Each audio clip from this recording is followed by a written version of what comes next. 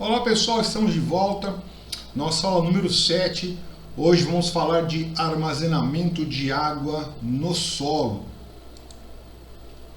Bom, a umidade do solo, que é a quantidade de água armazenada no solo e que está disponível para as raízes das plantas, ela se constitui num dos principais fatores para o estudo da resposta das culturas, das vegetações, em condições de estresse hídrico. Também possibilita o estudo da infiltração de água no solo, da drenagem, da condutividade hidráulica e da irrigação. A umidade, ela é também um fator determinante nos processos de troca entre o solo e a atmosfera. Bom, o solo. O solo ele pode ser considerado, no armazenamento de água para o solo, ele pode ser considerado como um reservatório de água e também de nutrientes. E as plantas vão utilizar com menor ou maior intensidade, de acordo com o seu grau de desenvolvimento. E também de acordo com as condições climáticas do local onde elas estão sendo cultivadas. A quantidade e a forma na qual a água está armazenada no solo é fundamental para se saber como realizar o correto manejo da irrigação, um manejo racional. Então, se eu sei a quantidade e a forma que a água está armazenada, eu consigo fazer um manejo mais correto da irrigação. A água que fica armazenada no solo, ela é medida através de uma altura no perfil de água do solo. Ou seja, ela é o volume de água em centímetro cúbico por centímetro cúbico por unidade de área, centímetro de solo. Para a gente poder entender melhor isso, nós vamos fazer aqui um exemplo hipotético de um solo como um reservatório. Tá? É hipotético esse exemplo. Ele é um reservatório, sim, mas como vamos mostrar agora, é hipotético.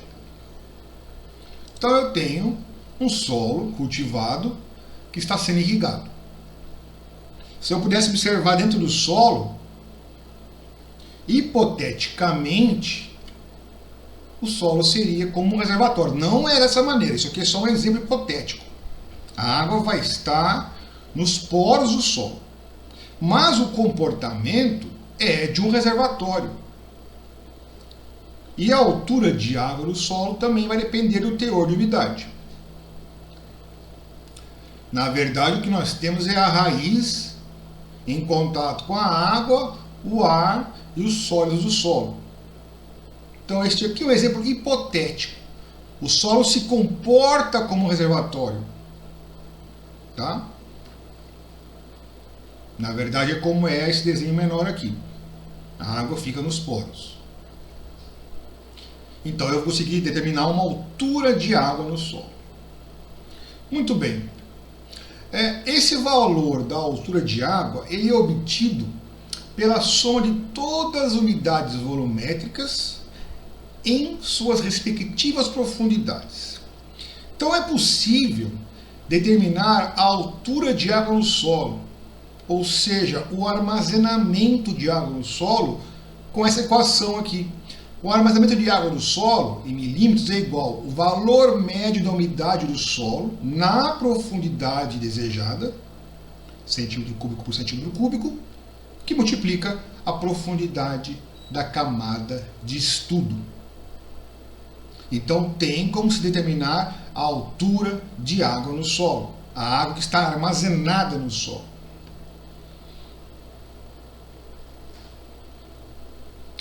Vamos fazer uma aplicação prática. Então vamos fazer aqui um exemplo prático. Vamos determinar a quantidade de água que está armazenada num solo, a profundidade de 0 a 30 centímetros e na qual foi feita a determinação da umidade e se encontrou o valor de 0,333 centímetro cúbico por centímetro cúbico. Então esse foi o valor que foi encontrado de umidade nessa camada de 0 a 30 centímetros. Após 5 dias dessa observação da umidade, realizou-se de novo a determinação da umidade. E o valor agora que foi encontrado foi de 0,429 centímetro cúbico por centímetro cúbico. O que a gente quer saber? O que indica essas informações? O que elas querem dizer? E se o valor encontrado após os 5 dias fosse de 0,229 centímetro cúbico por centímetro cúbico, o que acontecia? O que está acontecendo nesse solo? Então eu tenho um solo, eu tenho uma profundidade de estudo que eu quero determinar o armazenamento, que é de 30 centímetros, e eu encontrei um valor inicial de 0,333 centímetro cúbico por centímetro cúbico. Essa é a unidade volumétrica que eu encontrei nessa profundidade de 0 a 30 centímetros. Então eu posso calcular o armazenamento de água na camada de 0 a 30 centímetros, então eu considero de 0 a 300 milímetros. O armazenamento é igual a 0,333 centímetro cúbico por centímetro cúbico, vezes o 300 milímetros, eu vou encontrar então um armazenamento na camada de 0 a 30 de 99,9 milímetros. Visto que 1 milímetro corresponde a 1 litro por metro quadrado, podemos afirmar que temos praticamente ou quase 100 litros de água por metro quadrado nessa profundidade. Quase 100 litros de água por metro quadrado na profundidade de 0 a 30 centímetros. Bom, após 5 dias encontrou-se um outro valor, de 0,429 centímetro cúbico por centímetro cúbico. Fazendo o mesmo cálculo do armazenamento, vou encontrar um outro valor, 128,7 milímetros. Quer dizer, houve um aumento de mais ou menos 28,8 milímetros, quando comparado a 5 dias atrás. Isso indica o quê? Que houve ou uma precipitação ou uma irrigação. Nesse período, então, aumentou o armazenamento de água no solo, após esses 5 dias. Se, após os 5 dias, tivéssemos encontrado a umidade de 0,229 centímetro por centímetro cúbico, fazendo o cálculo do armazenamento, encontraríamos um valor menor armazenado. Quer dizer o que então? Isso. A gente encontrou então, agora, na segunda opção, de 68,7 milímetros de água armazenada. Isso quer dizer o quê? Que a quantidade de água no solo diminuiu 31,2 milímetros. E houve uma taxa de perda média foi 31,2 milímetros, foram 5 dias, uma taxa de perda média de 6,24 milímetros por dia. Quer dizer o quê? 5 dias após a primeira leitura, nesse segundo exemplo, não houve nenhuma irrigação. O solo só perdeu água numa taxa média de 6,24 milímetros por dia de perda. O armazenamento de água no solo, ele vai variar em uma certa profundidade em função do tempo. O que vai variar para mais ou para menos? Em função de quê também? Das entradas de água e das perdas. Então vimos no primeiro caso que houve uma irrigação ou precipitação e aumentou o armazenamento. Num segundo caso, não houve irrigação, não houve precipitação e diminuiu a uma taxa de 6,24 milímetros por dia. Então é possível se determinar o armazenamento de água no solo. Muito bem. A água que está no solo, a água ela não é estática. A água do solo ela possui energia cinética e energia potencial. A energia cinética ela pode ser definida como a energia que é adquirida por um corpo quando ele está em movimento. Depende da massa e depende da velocidade de deslocamento. Já a energia potencial está associada à posição que o corpo se encontra. Ela se mantém armazenada, porém pronta. Quando ela for exigida, ela vai surgir.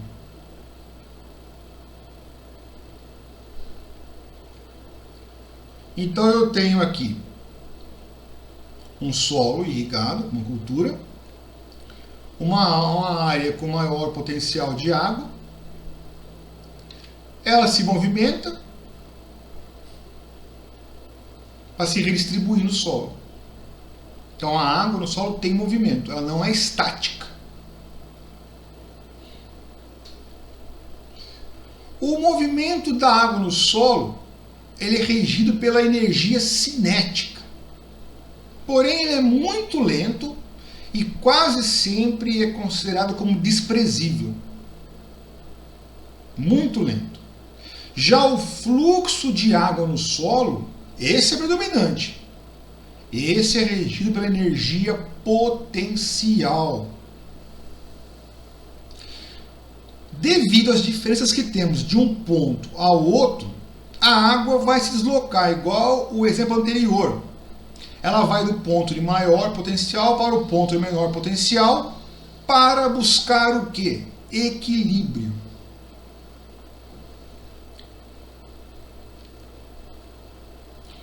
Então, temos uma folha, por exemplo, uma cultura. A água da chuva cai na folha. Esse movimento da gota escorrendo pela folha é a energia cinética. É a energia que se... em física, né? A energia cinética é um objeto... Em um objeto é a energia que ele possui devido ao seu movimento. A gota de água caiu na folha e escorreu pela folha. Então essa é a energia cinética, pelo movimento. É a energia que ele possui por conta do movimento. No movimento de água no solo, a energia cinética é muito lenta e ela é desprezível, como já falamos.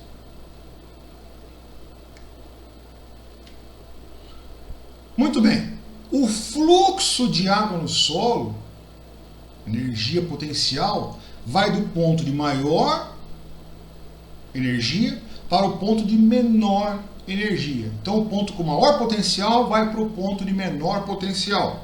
Então um ponto com maior potencial, um ponto de menor potencial, o fluxo de água vai nesse sentido, buscando promover um equilíbrio de água no solo.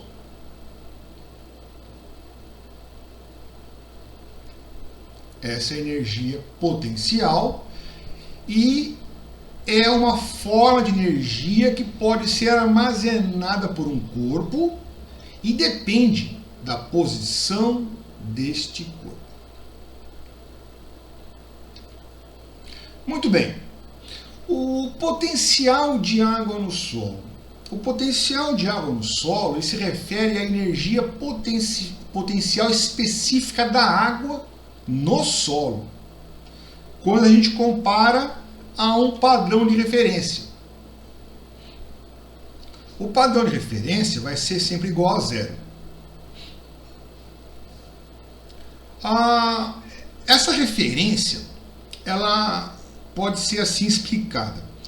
É um determinado volume de água livre dentro de um reservatório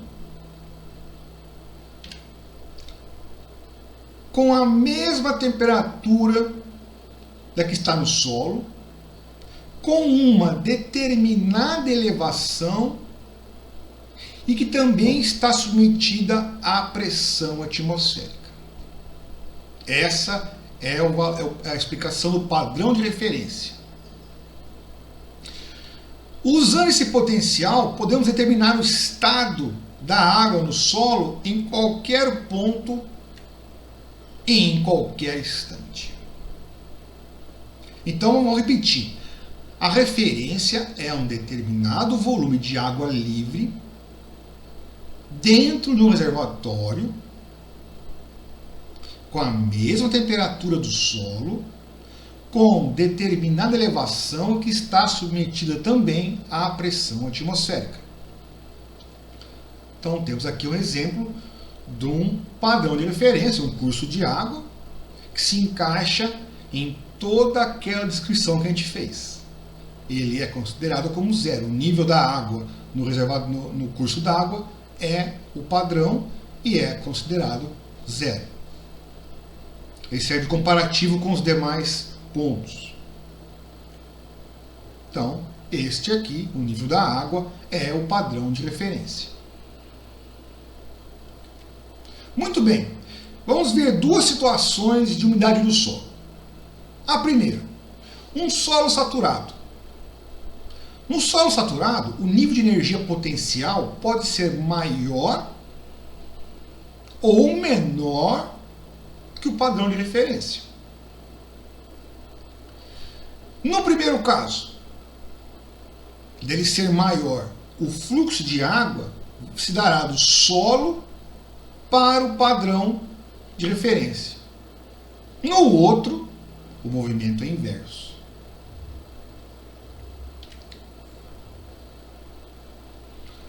Muito bem. Outra situação.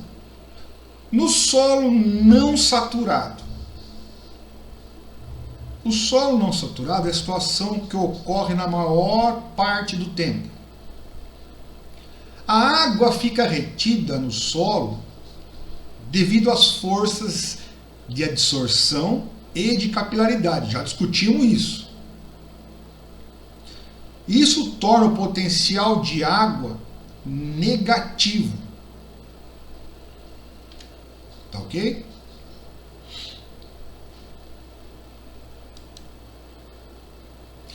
Vamos ver aqui uma condição de solo saturado,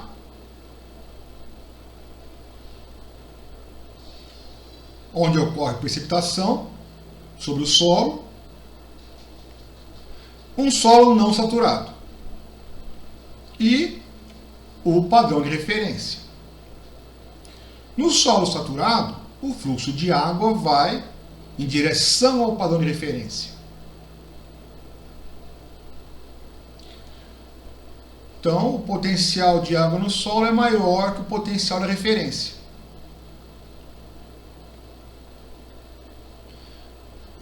No solo não saturado, o potencial da referência é maior que o potencial de água no solo. Então, a água vai da referência para um ponto no solo.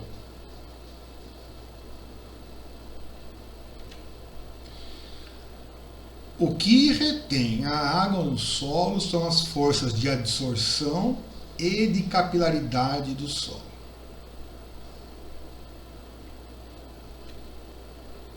Bom, para que seja possível mudar o potencial em comparação ao padrão de referência, a água sofre uma série de fatores. Então, vários fatores agem sobre essa água para que ela possa mudar de potencial comparado à referência. Esses fatores fazem parte da própria interação do solo com a água. Podem ser concentração de solutos, força da gravidade, elevação do ponto em estudo, etc. Vários fatores. O somatório desses fatores que vão influenciar o fluxo de água no solo é chamado de potencial total de água no solo.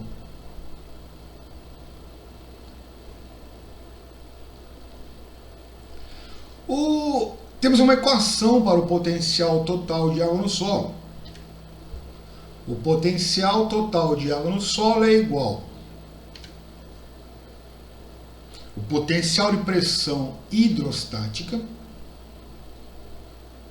ela é superior da atmosfera, a condição de solo saturado, e, portanto, ela é positiva. Temos o potencial de tensão matricial, que é a condição de solo não saturado, portanto é negativo. Temos o potencial gravitacional, tudo é um somatório, que ocorre devido à existência permanente da ação da gravidade. E, finalmente, o potencial osmótico, que é pelo fato da solução do solo possuir sais. E a água padrão, na verdade, ela é pura. Então, o potencial total de água no solo é o somatório do potencial de pressão hidrostática, mais o potencial de tensão matricial, mais o potencial gravitacional, mais o potencial osmótico.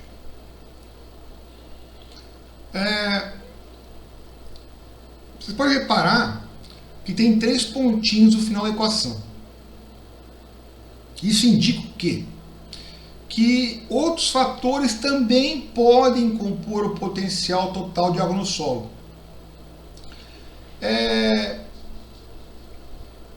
Apesar de eles não estarem presentes, na teoria, eles poderiam influenciar esse potencial de água no solo. Um exemplo é o campo elétrico, tá? Todos os componentes do potencial total de água no solo são medidos relativamente. Por quê? São comparados ao valor padrão de referência, que é igual a 0.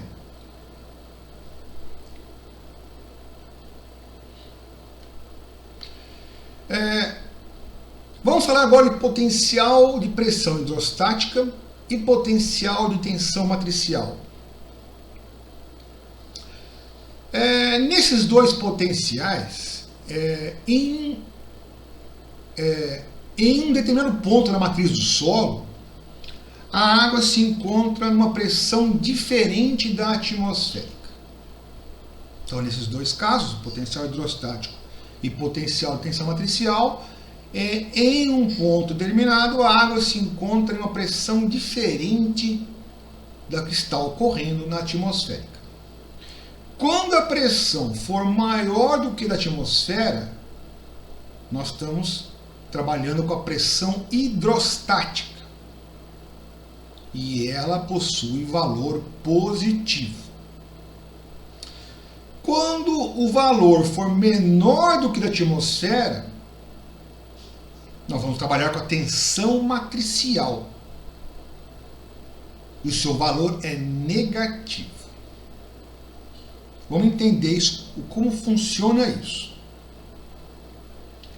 Temos um solo muito seco. Imagine uma área de solo muito seco.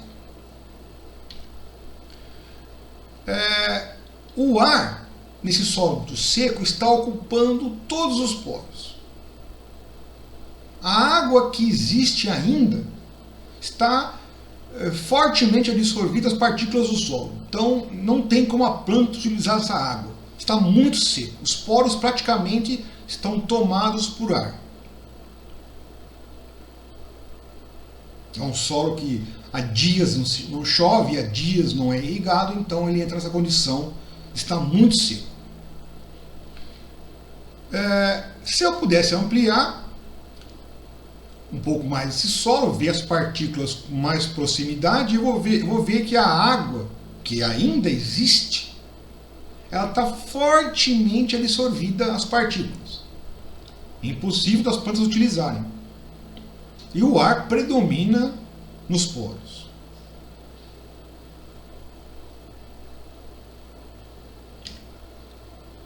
Nesse momento, o potencial de tensão é matricial, ele é negativo. A água existe, está fortemente absorvida, o ar predominando nos poros, então o potencial de tensão é matricial, muito negativo. Vamos lá. Ocorre uma irrigação ou uma precipitação.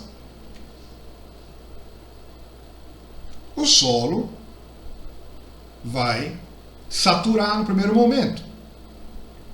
Dependendo da quantidade de lâmina aplicada ou de qual for o valor precipitado, o solo vai saturar até uma certa profundidade. Mas depois vai entrar em uma condição ótima. No primeiro momento, ele satura. Ampliando os poros, para poder enxergar melhor os poros do solo, nós vamos ver o quê? Que os poros agora expulsaram todo o ar do solo e a água ocupa todos os poros.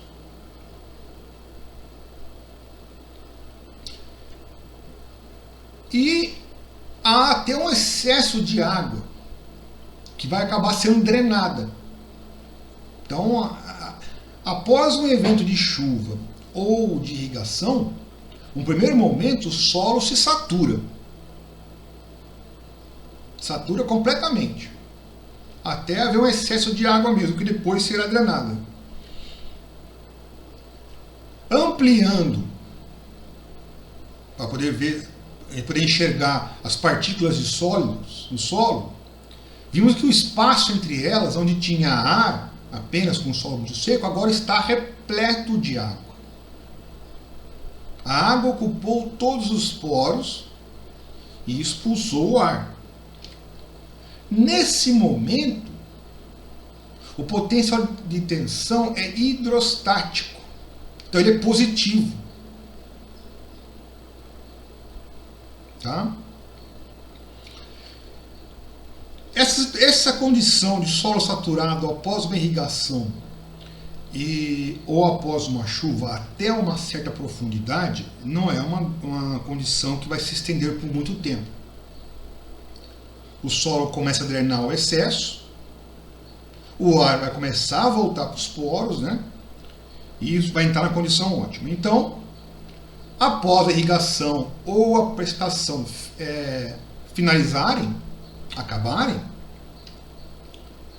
começa o solo a entrar na condição ótima, que nós consideramos como condição ótima, que é a condição de capacidade de campo. Nessa condição ótima, o ar começa a voltar para os poros e divide espaço com a água. Então, nos poros vão haver água e ar. Sempre que a gente proceder uma irrigação, no primeiro momento, nós vamos saturar a camada de interesse. Quer dizer, até onde eu quis irrigar vai ser saturado no primeiro momento. Depois o excesso vai sendo drenado e a água começa a retornar aos poros. Então, no primeiro momento eu saturo o solo após a irrigação para que ele possa entrar pouco tempo depois na condição ótima, que é a condição de capacidade de campo. Nessa condição ótima, eu vou ter ar, eu vou ter água entre os poros, e essa água fica retida pela capilaridade e pela absorção também. Então essa condição ótima vai ocorrer após finalizar a irrigação e o excesso é drenado, o ar voltando para os poros. A água fica retida por capilaridade. Já estudamos isso lá atrás com um tubo de vidro. É o mesmo princípio que se aplica aqui. Nesse momento, o potencial de tensão é matricial. Novamente, ele é negativo. Todo esse processo, solo seco, irriga, volta à condição de capacidade de campo, vai perdendo umidade até secar de novo, se ele ocorre várias e várias vezes durante o ciclo da cultura. Em cada irrigação que a gente faz, a gente procura elevar o solo à condição, a gente satura o solo para ele poder entrar instantes depois na condição ótima que é a capacidade de campo. Então vai se alterar ali a tensão do solo vai ser alterada com o passar do tempo. Um solo muito seco é a tensão matricial também. O higrostático vai ocorrer quando o solo estiver saturado. Na maior parte do tempo o solo não está saturado. Nas nossas condições. Tá? Tem água e vapor. Tem vapor de água e ar no solo. Essa é a condição ótima. Então esses foram o potencial de tensão matricial e o potencial hidrostático.